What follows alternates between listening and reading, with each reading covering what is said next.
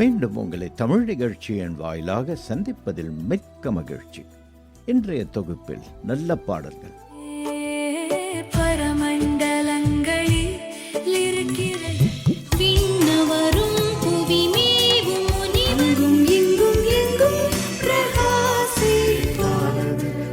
சொல்வதும் நேரவே ராஜ்யம் வருக.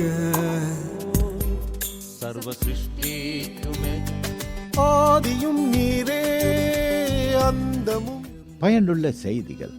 ஆவிக்குரிய காரியங்களை கூட உலகமயமாக மாற்றி விடுகிறோம் உள்ளது. ஆதலால் அவற்றை அறிந்து கொள்ள வேண்டியது மிகவும் என் எதிராளி கூட நல்லா தான் இருக்கிறேன்.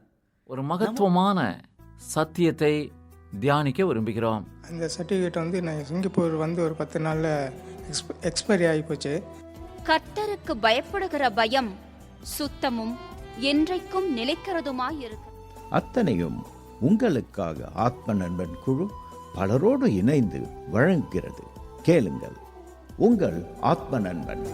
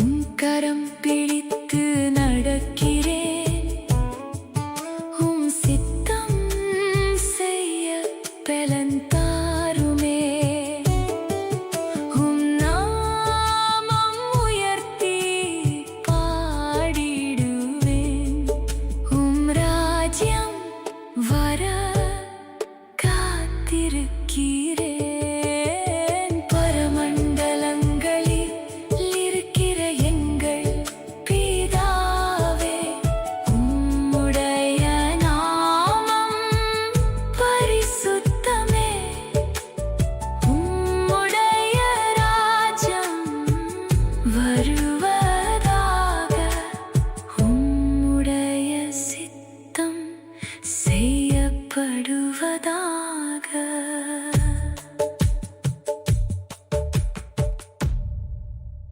நீங்கள் கற்றுக்கொண்டிருப்பது உங்கள் அற்பன் நண்பன். உண்மையில் இன்று நாம் பல விதங்களில் தெளிவற்றவர்களாக இருப்பதாலேயே ஆவிக்குரிய காரியங்களை கூட உலகமயமாக மாற்றிவிடுகிறோம். இதனால் எமது ஆவிக்குரிய வாழ்வும் தடுமாறி கொண்டு போவதை உணராமல் அதன் வழியே நாமும் போய்கொண்டிருக்கிறோம்.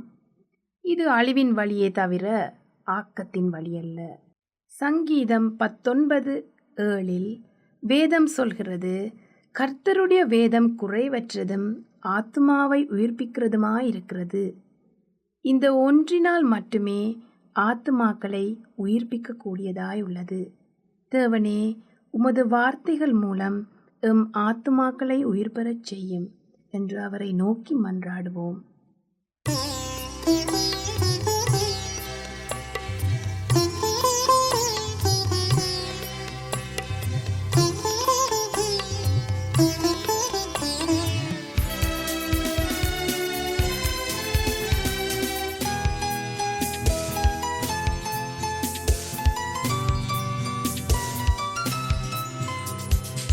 என்ன பாக்கியம் எவர் கொண்டிந்த சிலாக்கியம்.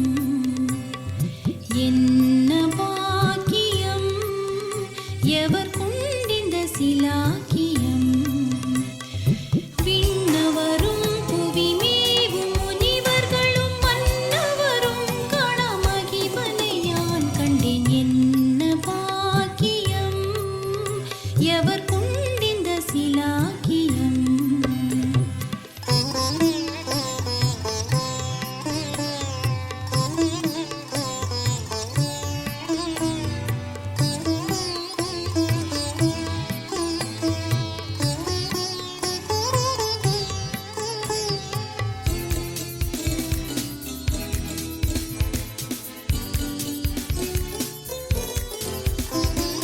வானகந்தானோ அல்லதிது வையகந்தானோ. வானகந்தானோ அல்லதிது வையகந்தானோ. ஆனகம் சென்று எழுந்த அரும்பொருள் கானகன் தன்னில் என் கையில் அமர்ந்தது. என்ன பாக்கியம் எவர் கொண்டிந்த சிலாக்கியம்.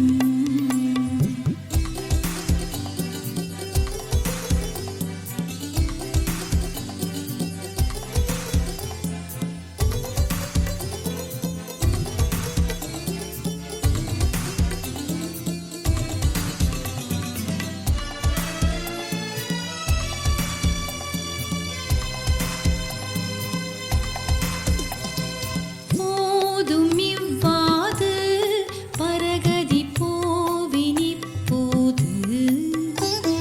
போதும் இவ்வாது பரகதி போவினிப்போது.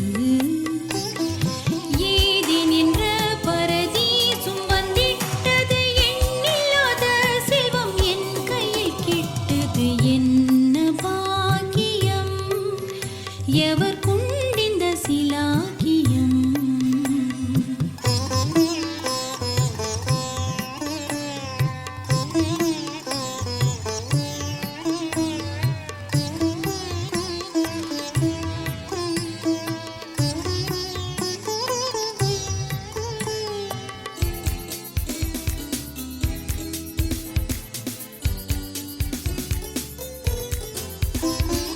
சாமியை கண்டேன் மகானந்தம் சாலவும் கொண்டேன்.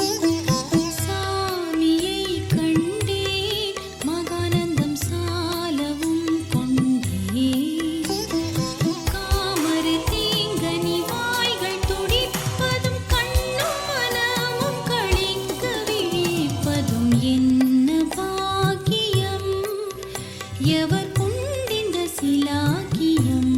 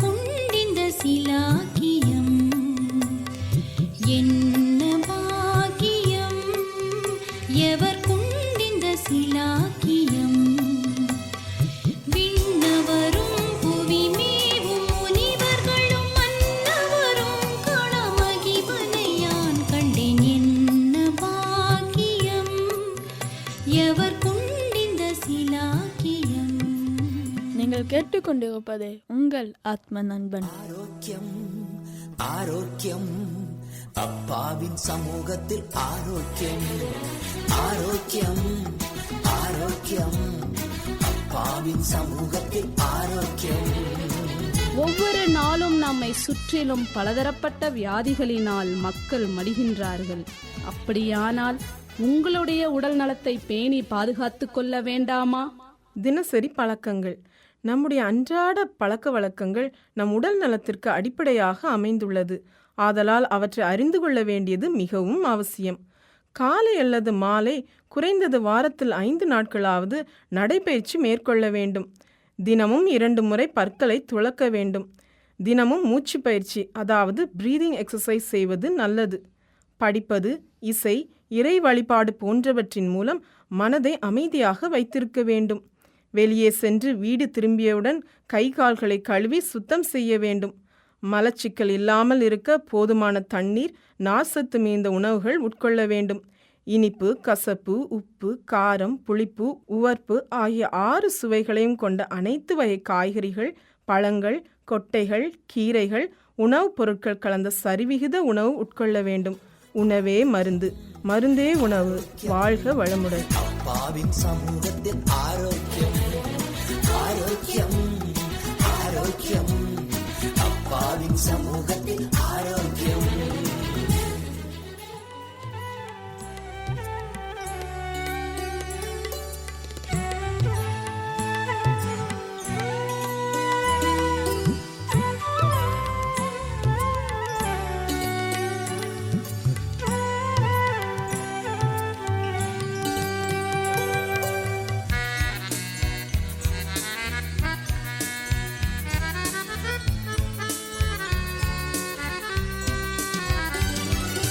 இயேசு கற்பித்தார் ஒளி வீசவே, சிறு தீபம் போல இருள் நீக்கவே, அந்தகாரலோகில் ஒளி வீசுவோம், அங்கும் இங்கும் எங்கும் பிரகாசிப்போம். இயேசு கற்பித்தார் ஒளி வீசவே, சிறு தீபம் போல இருள் நீக்கவே, அந்தகாரலோகில் ஒளி வீசுவோம், அங்கும் இங்கும் எங்கும் பிரகாசிப்போம்.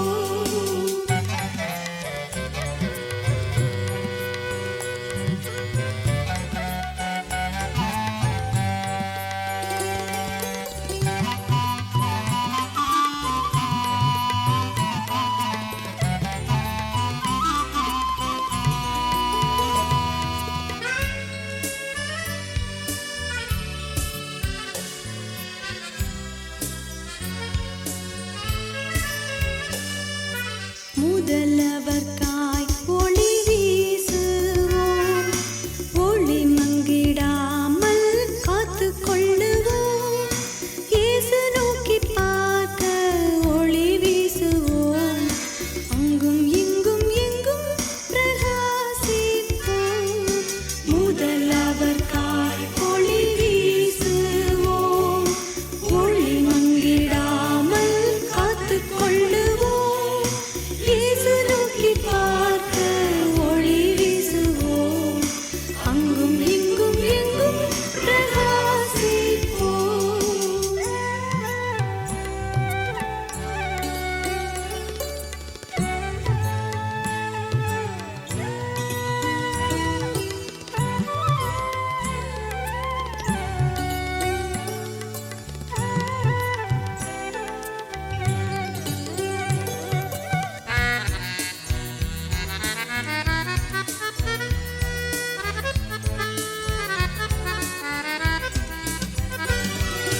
பிறர் நன்மைக்கும் ஒளி வீசுவோம், உலகின் மாயிருள் நீக்க முயல்வோம். பாவம் சாபம் யாவும் பறந்தோடிப்போம், அங்கும் இங்கும் எங்கும் பிரகாசிப்போம்.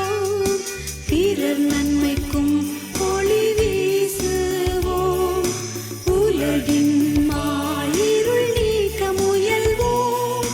பாவம் சாபம்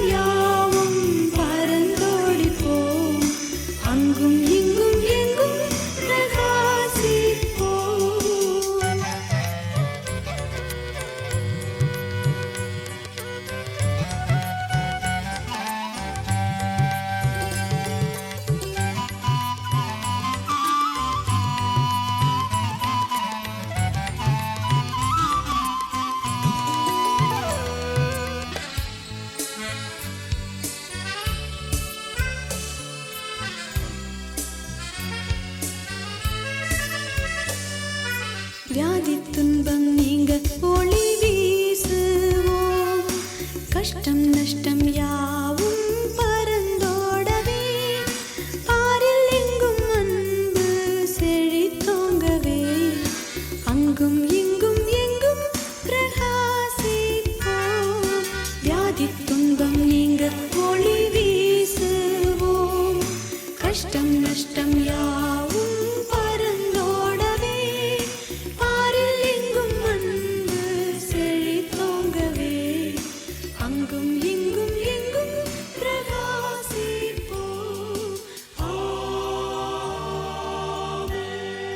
நீங்கள் இப்போது கேட்டுக்கொண்டிருப்பது உங்கள் ஆத்தும நண்பன். அன்பானவர்களே வணக்கம். மறுபடியும் மாலை பொழுதிலே உங்களை சந்திக்கிறேன்.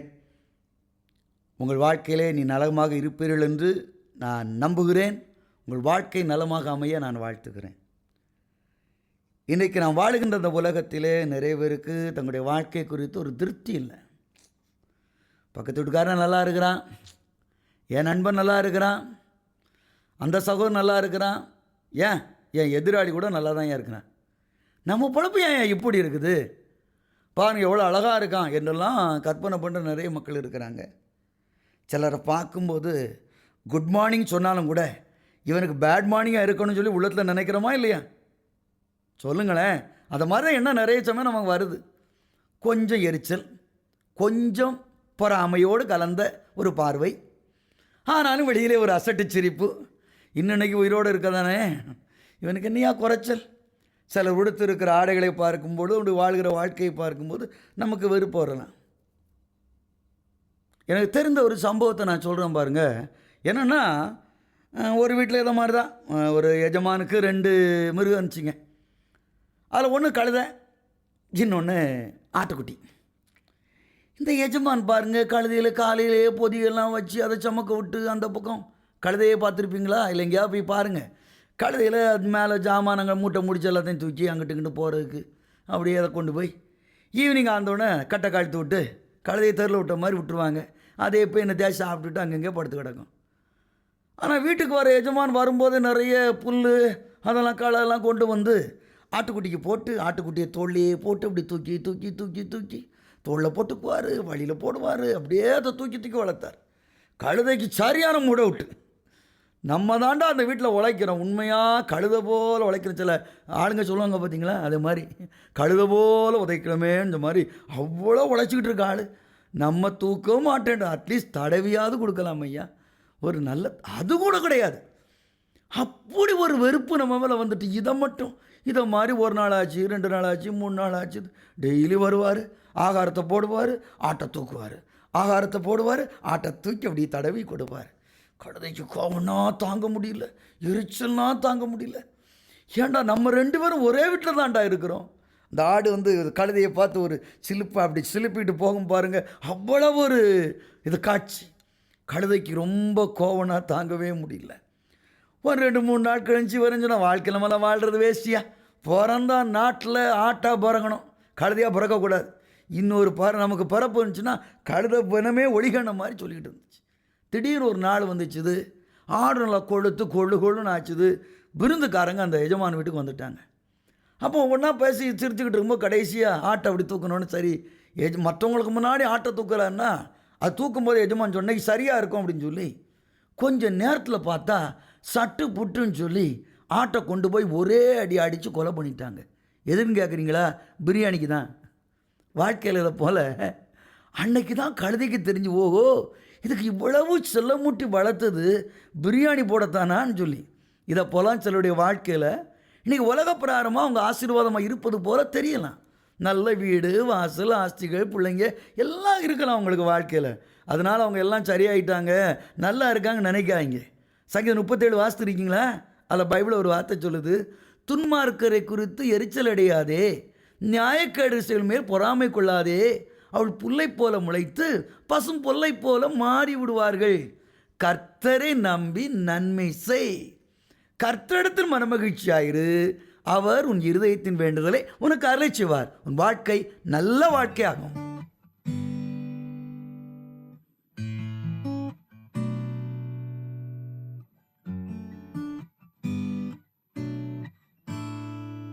நாம் நினைத்தது நிறைவேறாமல் போனாலும், நாம் ஜெபித்தது கிடைக்காமல் போனாலும் நாம் சோர்வடைய வேண்டாம்.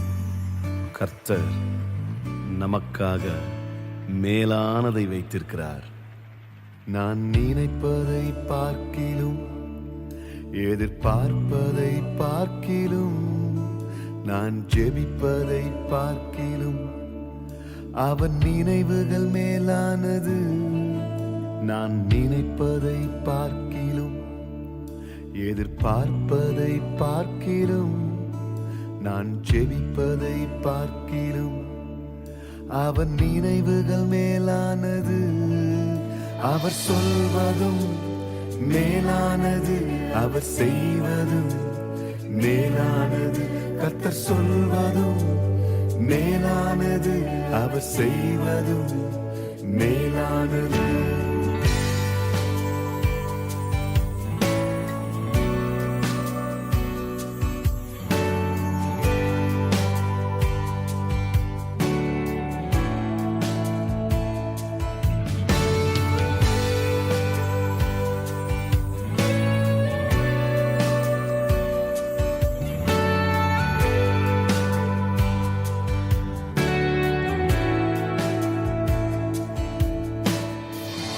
யார் என்ன நினைத்தாலும் கர்த்தரின் நினைவுகள் நிலை நிற்கும். யார் என்னை தடுத்தாலும் கர்த்தரின் கரம் என்னை காரை சேர்க்கும். யார் என்ன நினைத்தாலும் கர்த்தரின் நினைவுகள் நிலை நிற்கும். யார் என்னை தடுத்தாலும் கர்த்தரின் கரம் என்னை காரை சேர்க்கும். அவர் சொல்வதும் மேலானது, அவர் செய்வதும் மேலானது. கர்த்தர் சொல்வதும் மேலானது, அவர் செய்வதும் மேலானது.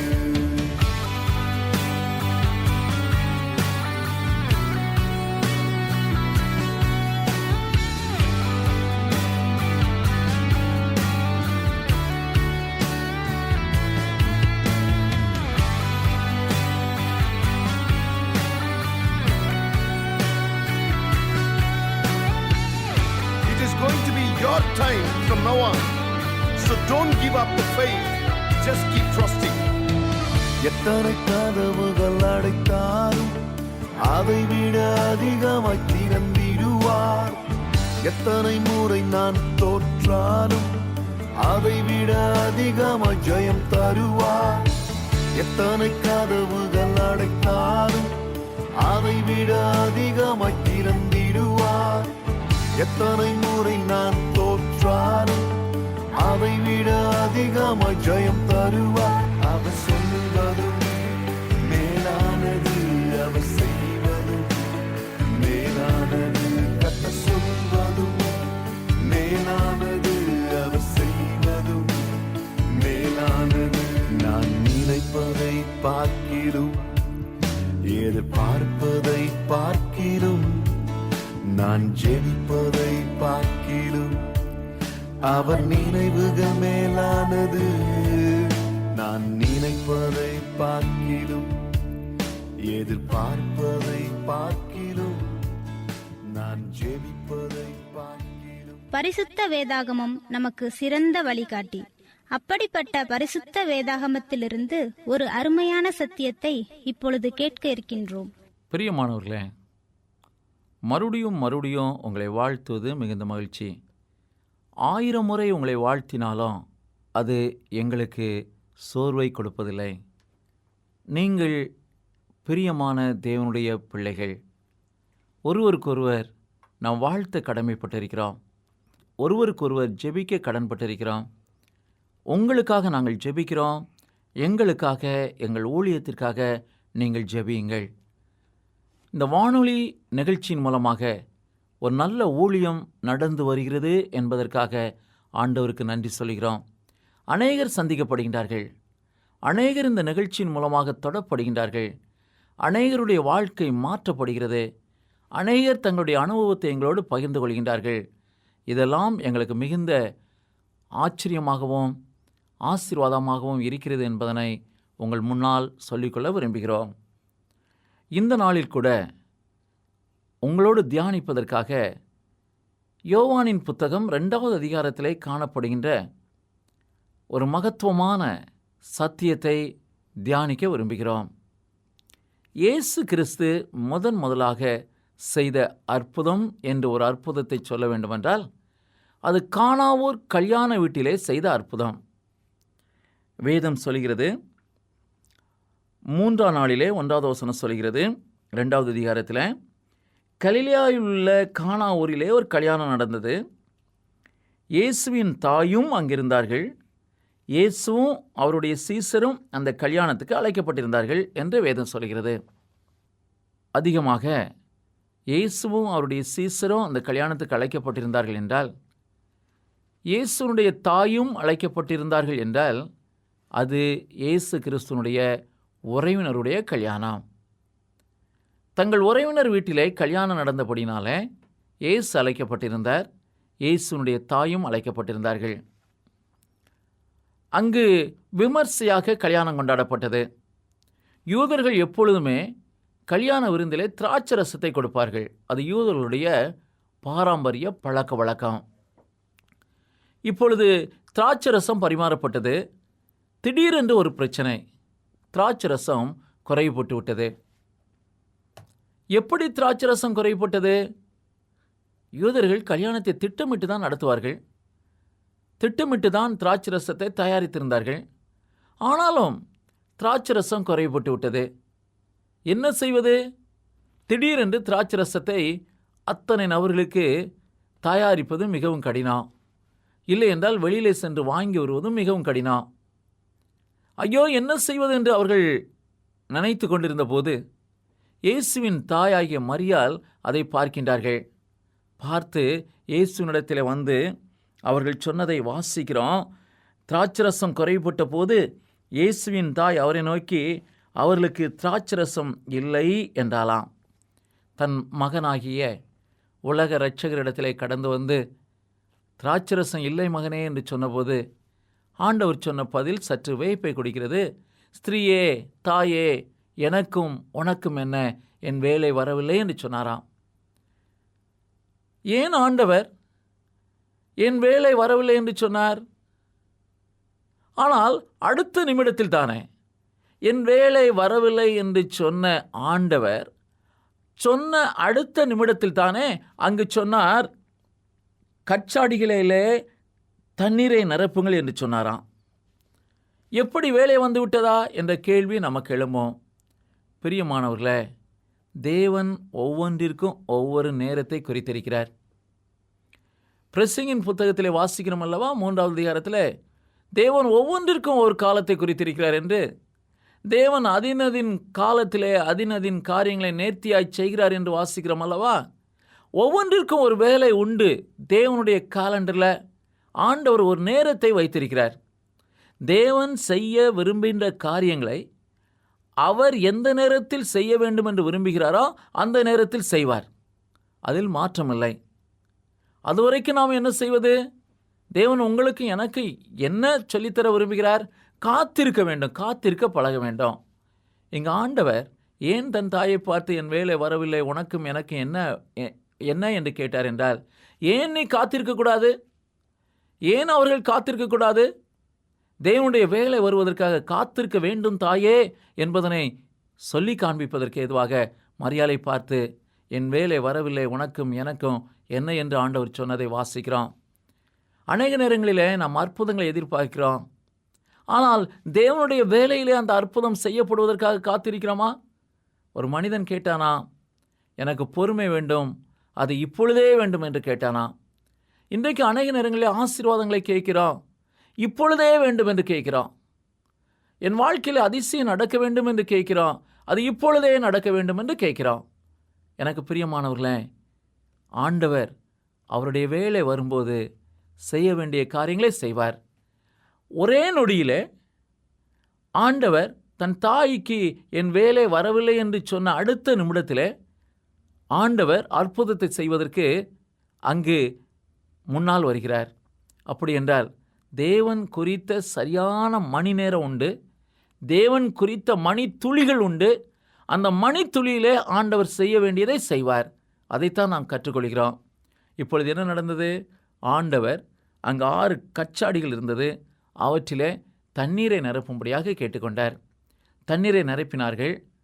நிரப்பப்பட்ட தண்ணீரை மொண்டு ஜனங்களுக்கு பரிமாறுங்கள் என்று சொன்னார். பரிமாறினார்கள். அந்த ரசத்தை ருசித்த அனைவரும், எவ்வளவு ருசியான திராட்சை ரசம்!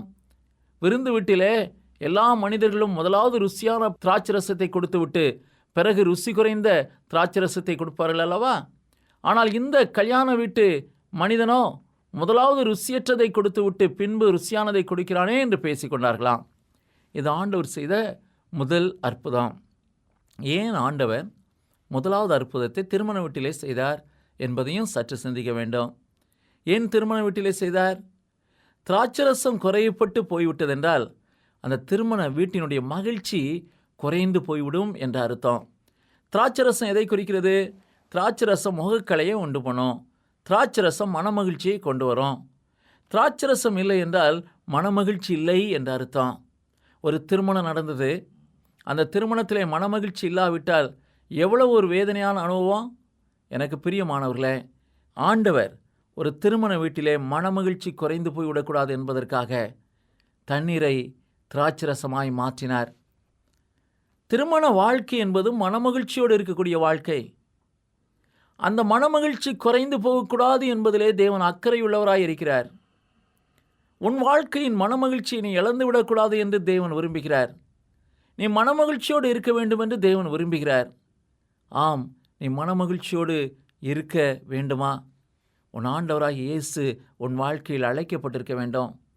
ஒருவேளை இயேசு அழைக்கப்படாமல் இருந்திருப்பாரே என்றால் அந்த திருமண வீட்டிலே ஒரு பெரிய மன வருத்தமும் வேதனையும் உண்டாயிருக்கும். இயேசு அழைக்கப்படாமல் இருந்திருப்பாரே என்றால் அந்த திருமணம் முடிந்த தம்பதியினர் சந்தோஷமாக இருந்திருக்க முடியாது. ஒரு பெரிய பிரச்சனை ஏற்பட்டிருக்கும். எனக்கு அன்பான தேவனுடைய பிள்ளையே, உன்னுடைய மனமகிழ்ச்சி குறைந்திருக்கிறதா? உன் மனமகிழ்ச்சி இல்லையா? ஆண்டவரிடத்திலே சொல்லு, ஆண்டவரே, என் மனமகிழ்ச்சி குறைந்து போயிற்றாப்பா.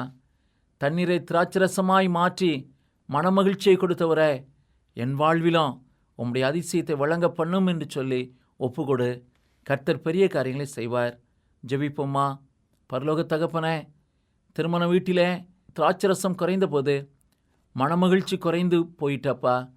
மனமகிழ்ச்சி குறைந்து போகாதபடிக்கு தண்ணீரை ரசமாய் மாற்றி அற்புதம் செய்தவரே, எங்களுடைய வாழ்விலும் எங்களுடைய மனமகிழ்ச்சி குறையும் போது நீர் அற்புதத்தை செய்யும்படியாய் உம்முடைய சமூகத்தை நோக்கி ஜெபிக்கிறோம்ப்பா. இதை கேட்டுக்கொண்டிருக்கிற பிள்ளையினுடைய வாழ்க்கையில் ஏதாயிலும் மனமகிழ்ச்சி குறைந்திருக்கும் என்றால் நிறைவான மகிழ்ச்சியை கொடுக்கிற தேவன் உம்முடைய பிள்ளைகளுக்கு மகிழ்ச்சியை கொடுத்து சந்தோஷத்தை கொடுத்து சமாதானத்தை அருள பண்ணும்படியாய் இயேசுவின் நாமத்திலே ஜெபிக்கிறோம். எங்கள் ஜெபங்கேளும் நல்ல பிதாவே. ஆமென்.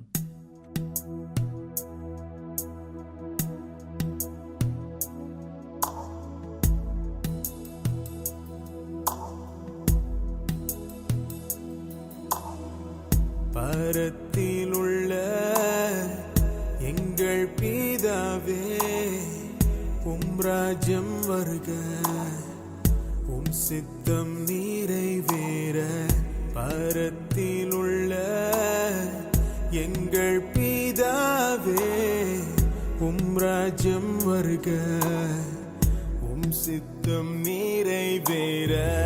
நீரில்லா உலகம் வெறுமையதே, அற்பமும் குப்பையும் அதே. நீரில்லா வாழ்க்கை சுமையானதே. வாரும் தேவா இந்த வேளை. பரத்திலுள்ள எங்கள் பிதாவே, ராஜ்யம் வர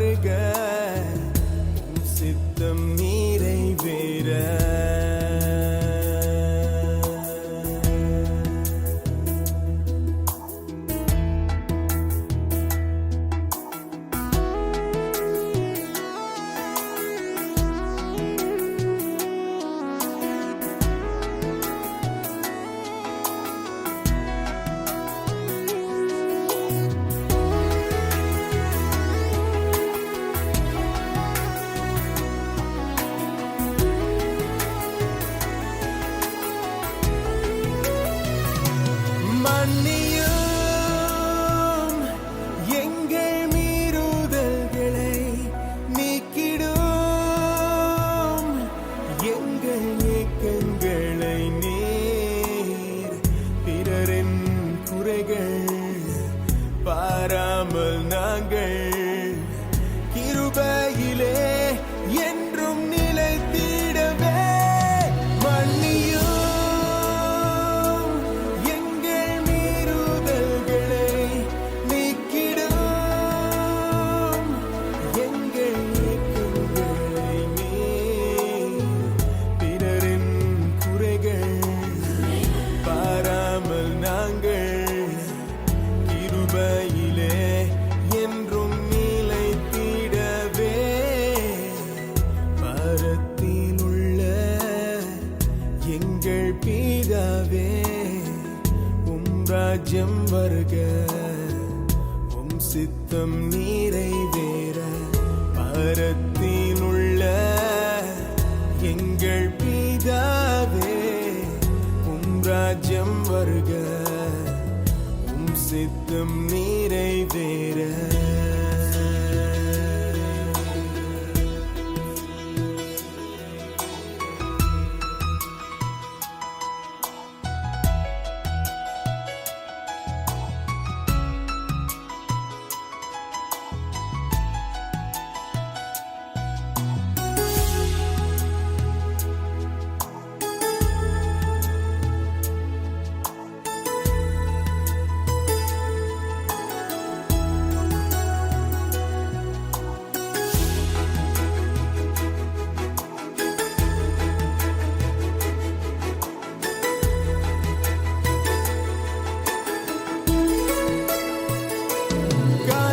காத்திடும் தீய சூழ்நிலையிலே நிரப்பிடும் உந்தன் ஆவியால் என்று சாத்தானின் சூழ்ச்சிகள் உலகத்தின் நிந்தைகள் எல்லாவற்றையும் ஜெயித்திடவே காத்திடும் தீய சூழ்நிலையிலே நிரப்பிடும் உந்தன் ஆவியால் என்று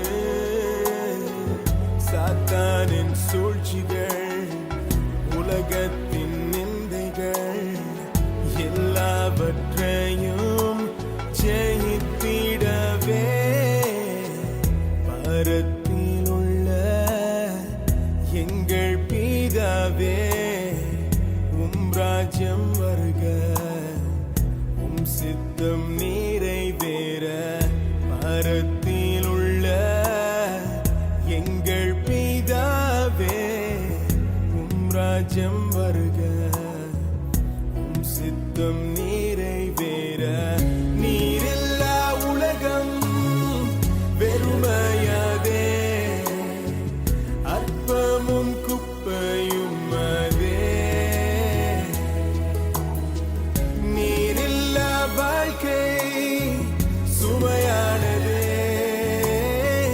வாரும் தேவா இந்த வேளை பரத்திலுள்ள எங்கள் பிதாவே உம் ராஜ்யம் வருக உம் சித்தம் நிறைவேற பரத்திலுள்ள எங்கள் பிதாவே உம் ராஜ்யம் வருக உம் சித்தம் நிறைவேற.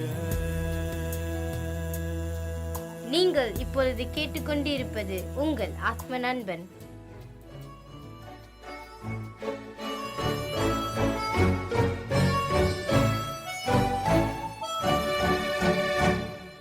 தேவாவும் சாட்சினான் தினம் தேவைவும் ஆசிதான் தேவாவும் சாட்சினான்.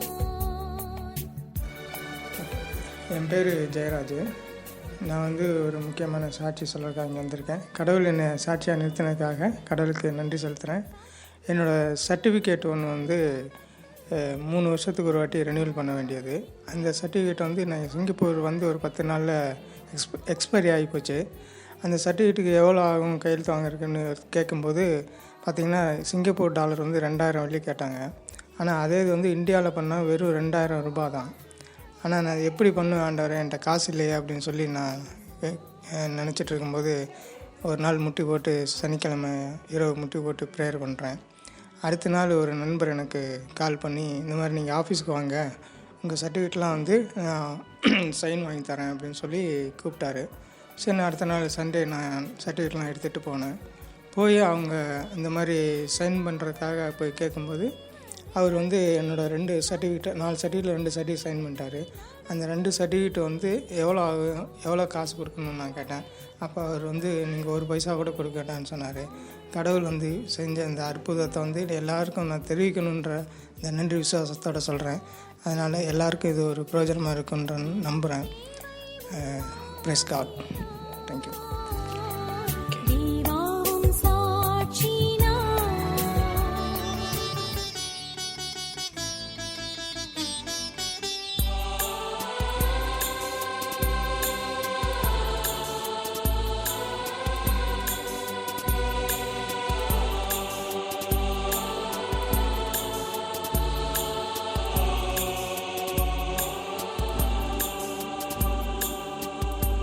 சர்வ சிருஷ்டிக்கும் எஜமானன் நீரே, சர்வ சிருஷ்டியை காப்பவன் நீரே, எங்கள் இதயத்தில் உம்மை போற்றிடுவோ, என்றென்றும் பணிந்து தொழுவோ.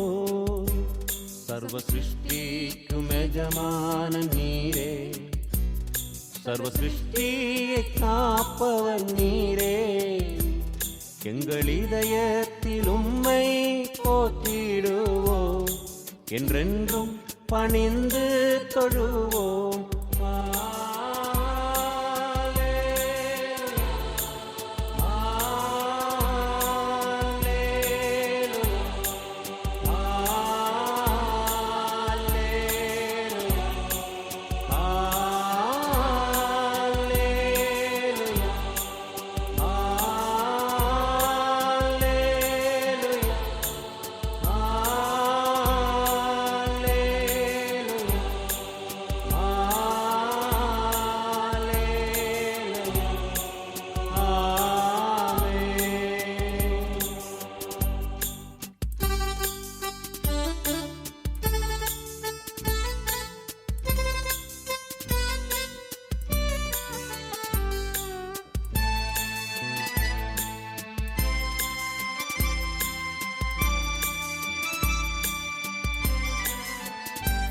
வானம் பூமி ஒழிந்து போனாலும் உம் வார்த்தை என்றும் மாறாது.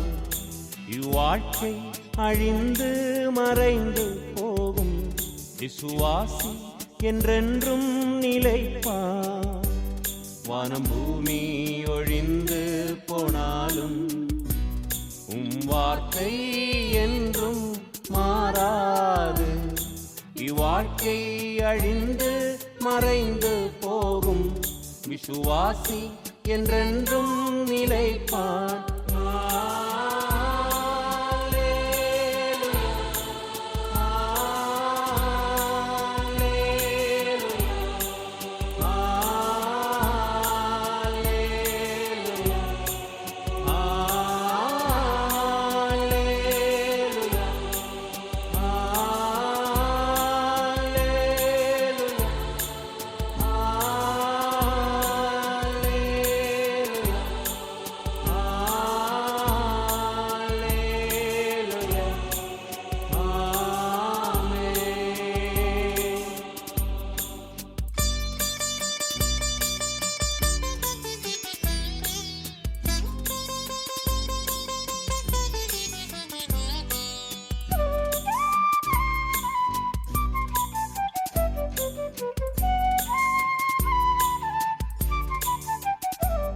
எல்லா மனிதர்க்கும் ஆண்டவர் நீரே, எல்லா ஆசீர்வாதத்திற்கும் ஊற்றே, எங்கள் இதயத்தை உம்மீடம் படைக்கின்றோமே, ஏங்குகிறோம் உம்மாசீர் பெறவே. எல்லா மனிதர்க்கும் ஆண்டவர் நீரே, எல்லா ஆசீர்வாதத்திற்கும் மூத்தே. எங்கள் இதயத்தை உம்மீடம் படைக்கின்றோமே, எங்குகிறோம் உம்மாசீர் பெறவே.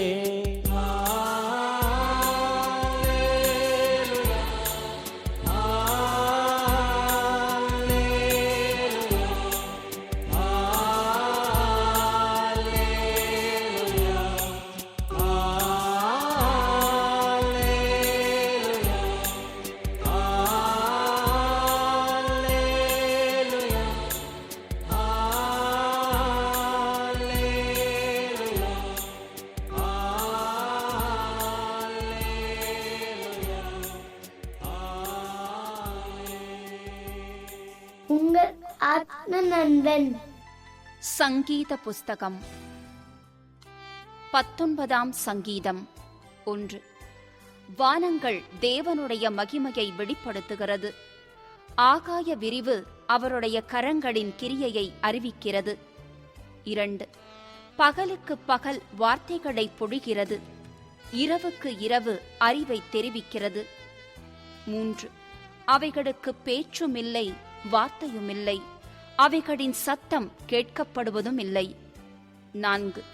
ஆகிலும் அவைகளின் சத்தம் பூமி எங்கும், அவைகளின் வசனங்கள் பூச்சக்கரத்து கடைசி வரைக்கும் செல்லுகிறது. அவைகளில் சூரியனுக்கு ஒரு கூடாரத்தை ஸ்தாபித்தார். 5. அது தன் மணவரையிலிருந்து புறப்படுகிற மணவாளனைப் போலிருந்து பராக்கிரமசாலியைப் போல் தன் பாதையில் ஓட மகிழ்ச்சியாயிருக்கிறது. 6. அது வானங்களின் ஒரு முனையிலிருந்து புறப்பட்டு அவைகளின் மறுமுனை வரைக்கும் சுற்றியோடுகிறது. அதன் காந்திக்கு மறைவானது ஒன்றுமில்லை. 7. கர்த்தருடைய வேதம் குறைவற்றதும் ஆத்துமாவை உயிர்ப்பிக்கிறதுமாயிருக்கிறது. கர்த்தருடைய சாட்சி சத்தியமும் பேதையை ஞானியாக்குகிறதுமாயிருக்கிறது. 8. கர்த்தருடைய நியாயங்கள் செம்மையும் இருதயத்தை சந்தோஷிப்பிக்கிறதுமாயிருக்கிறது. கர்த்தருடைய கற்பனை தூய்மையும் கண்களை தெளிவிக்கிறதுமாயிருக்கிறது. 9. கர்த்தருக்கு பயப்படுகிற பயம் சுத்தமும் என்றைக்கும் நிலைக்கிறதுமாயிருக்கிறது. கர்த்தருடைய நியாயங்கள் உண்மையும் அவைகள் அனைத்தும் நீதியுமாயிருக்கிறது. 10. அவைகள் பொன்னிலும் மிகுந்த பசும் பொன்னிலும் விரும்பப்படத்தக்கதும் தேனிலும் தேன் கூட்டிலிருந்து ஒழுகும் தெளி தேனிலும் மதுரமுள்ளதுமாயிருக்கிறது. 11. அன்றியும் அவைகளால் உமது அடியேன் எச்சரிக்கப்படுகிறேன், அவைகளை கை கொள்ளுகிறதினால் மிகுந்த பலன் உண்டு. 12. தன் பிழைகளை உணர்கிறவன் யார்? மறைவான குற்றங்களுக்கு என்னை நீங்கலாக்கும். 13. துணிகரமான பாவங்களுக்கு உமது அடியேனை விலக்கிக் காரும், அவைகள் என்னை ஆண்டு கொள்ள ஒட்டாதிரும். அப்பொழுது நான் உத்தமனாகி பெரும் பாதகத்துக்கு நீங்களாயிருப்பேன். 14. என் கன்மலையும் என் மீட்பருமாகிய கர்த்தாவே, என் வாயின் வார்த்தைகளும் என் இருதயத்தின் தியானமும் உமது சமூகத்தில் பிரீத்தியாயிருப்பதாக.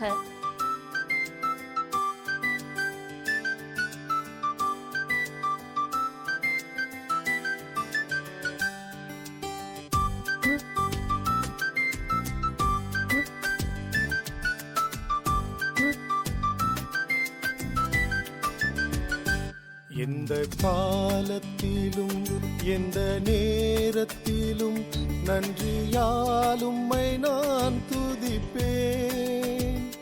இயேசுவே உம்மை நான் துதிப்பேன் துதிப்பேன், எந்த வேளையிலும் துதிப்பேன். இயேசுவே உம்மை நான் துதிப்பேன் துதிப்பேன், எந்த வேளையிலும் துதிப்பேன்.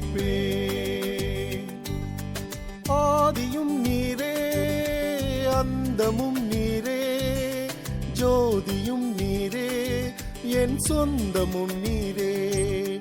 தாய் தந்தை நீரே, தாதையும் நீரே, தீபம் நீரே என் தாரகம் நீரே எந்த காலத்திலும் எந்த நேரத்திலும் நன்றியால் உம்மை நான் துதிப்பேன்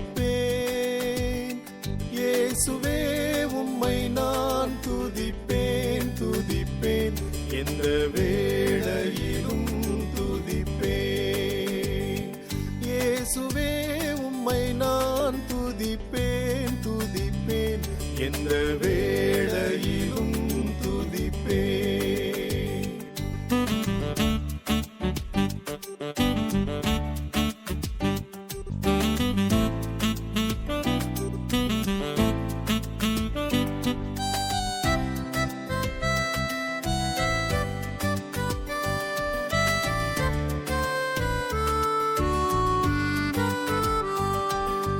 வாழ்விலும் நீரே தாழ்விலும் நீரே வாதையில் நீரே என் பாதையில் நீரே வானிலும் நீரே பூவிலும் நீரே ஆழியில் நீரே என் ஆபத்தில் நீரே எந்த காலத்திலும் எந்த நேரத்திலும் நன்றியால் உம்மை நான் துதிப்பேன் இயேசுவே உம்மை நான் துதிப்பேன் துதிப்பேன் எந்த வேளையிலும் துதிப்பேன் இயேசுவே உம்மை நான் துதிப்பேன் துதிப்பேன் எந்த வேளையிலும் துதிப்பேன்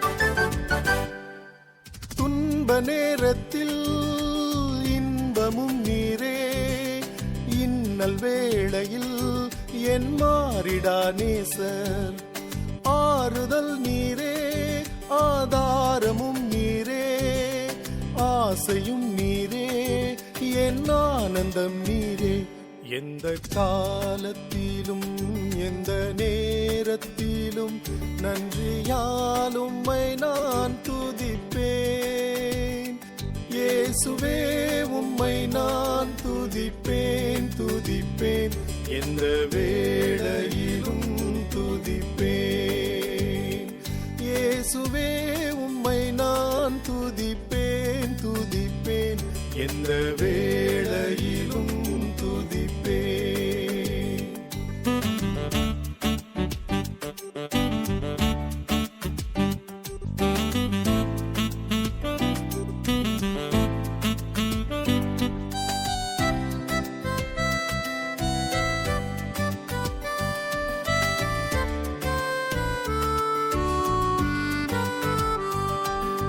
மீட்பரும் நீரே மேய்ப்பரும் நீரே மேன்மையும் நீரே என் மகிமையும் நீரே தேவனும் நீரே என் ஜீவனும் நீரே ராஜராஜனும் என் சர்வமும் நீரே எந்த காலத்திலும் எந்த நேரத்திலும் நன்றியால் உம்மை நான் துதிப்பேன் இயேசுவே உம்மை நான் துதிப்பேன் துதிப்பேன் எந்த வேளையிலும் துதிப்பேன் இயேசுவே உம்மை நான் துதிப்பேன் துதிப்பேன் எந்த வேளையிலும் துதிப்பேன்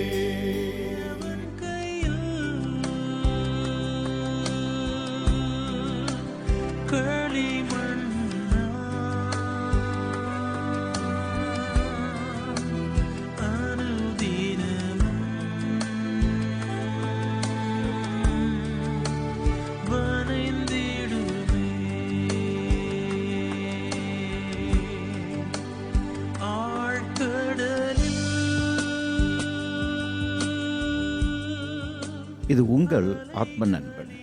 இந்த நிகழ்ச்சி உங்களுக்காக படைக்கப்படுவதால் உங்களுடைய கருத்துகள், உங்களுடைய ஜெப விண்ணப்பங்கள், தேவைகள் வாட்ஸ்அப் மூலமாக எங்களுக்கு நீங்கள் அறிவிக்கலாம்.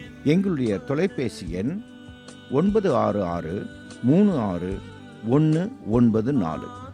மீண்டும் சொல்கிறேன், 966-36-194. நீங்கள் எங்களை இமெயில் மூலியமாகவும் தொடர்பு கொள்ளலாம்.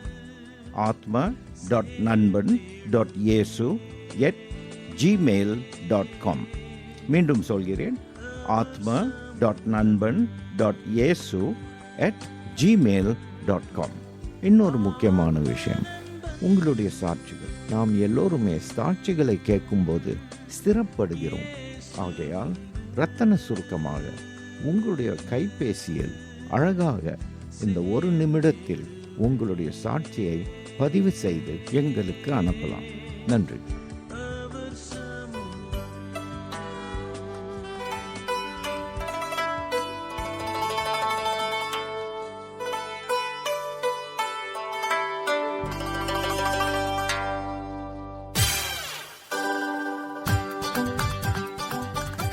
நண்பர்களே, நீங்கள் கேட்கும் இந்த நிகழ்ச்சிகளை அநேகர் சேர்ந்து ஜெபத்தோடு தொகுத்து வழங்குகிறோம்.